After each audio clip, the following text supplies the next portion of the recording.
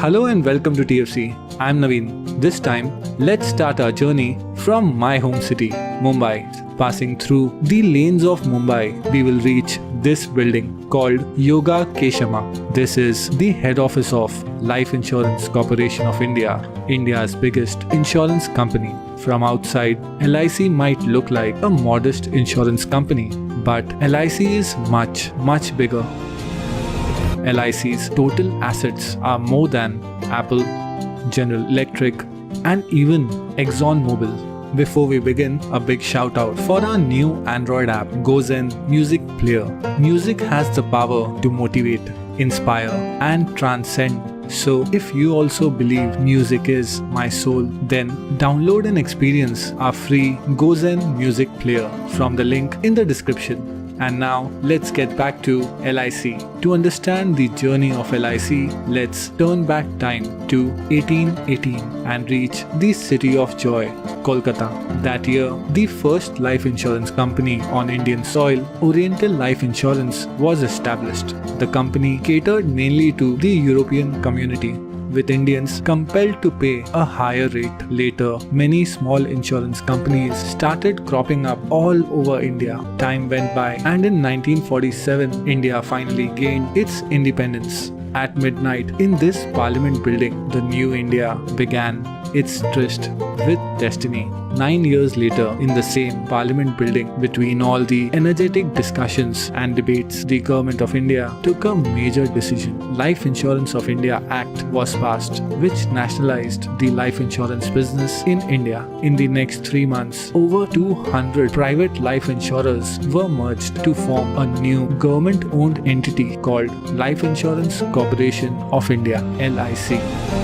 LIC started with a capital of only $10 million, but now 6 decades later, LIC's total assets have leapfrogged to over $440 billion, which is higher than the GDP of around 75% of the countries in the world, and also all the mutual funds in India combined. Moreover, LIC has such a massive customer base that if all the LIC customers were one country, that would have been the 4th largest country in the world. So without any further delay, let's sit back and witness the massive business empire of LIC. We will first travel to the vibrant Kenya and reach the capital city of Nairobi. Here we will find Ken India House, the head office of the largest non-life insurer in Kenya, which is partly owned by LIC. Moving to the scenic Mauritius, we will reach LIC Center at Port Louis. Here in Mauritius, LIC has been operating from the past 6 decades and was also the first life insurer in the secluded Rodrigues Island. From the beaches of Mauritius, let's move to the desert sands of Bahrain. LIC International is one of the leading life insurance company in Bahrain. Moreover, this jointly owned company is also popular in nearby UAE, Kuwait, and Oman. Furthermore, LIC also jointly operates insurance companies in Saudi Arabia, Sri Lanka, Nepal, Bangladesh, Singapore, United Kingdom, and the island nation of Fiji.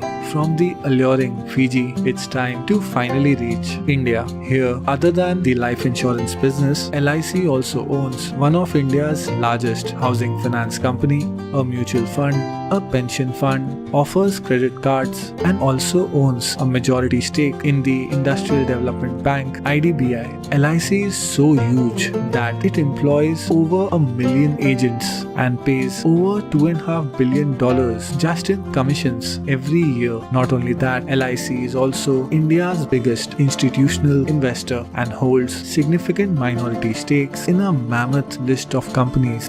In this video, we will look at just a few of those companies. To understand LIC's investment portfolio, let's take a long walk on a sunny day. After walking few steps, at the corner we will find a bank. Talking about banks, LIC holds over 9% stake in ICICI, Axis Bank, and also India's largest bank, State Bank of India. Furthermore, LIC also holds significant minority stake in Yes Bank, Punjab and Sindh Bank, PNB, Union Bank of India and Canara Bank. After walking few more steps, we will find the modern marvels of steel and concrete. Talking about steel, LIC owns around 9% stake in Tata Steel and Steel Authorities of India. And in case of cement, LIC has minority holdings in ACC, Ambuja Cements, and also India's biggest cement company, Ultratech Cement. Moreover, as we are now talking about construction, LIC is also the largest shareholder of India's biggest construction company, Larsen and Toubro. Enough of walking, now let's drive a car. We have two options. We can choose India's biggest car manufacturer, Maruti Suzuki, or India's leading SUV manufacturer, Mahindra and Mahindra. By the way, Mahindra and Mahindra is also the highest selling tractor brand in the world. Whichever brand we choose, LIC owns over 5% stake in both these companies. But what if instead of a car, we want to ride a motorbike? In that case too, LIC owns a significant stake in Bajaj Auto, TVS, and also the world's biggest two-wheeler manufacturer, Hero MotoCorp. Now, as we are driving our motorcycle towards the setting sun, what if we run out of fuel? Talking about fuel, LIC owns minority stake in major oil marketing companies that include ONGC, BPCL, GAIL, Castrol India, and also India's largest commercial oil company, Indian Oil. Now we have reached a grand hotel, ITC Maratha, owned by the ITC Group. ITC operates over 100 luxury hotels across India. ITC is also the Asia's largest cigarette manufacturer, owns major personal care brands like Fiyama, Vivel, Savlon, and is also one of India's biggest seller of branded foods. The second biggest shareholder of this mammoth ITC group is LIC. From ITC, now let's talk about IT, information technology. LIC also owns over 4% stake in Infosys, Wipro, and also India's biggest IT company, TCS, which is valued at around $100 billion in market cap. Now, let's stop for a while and watch the setting sun.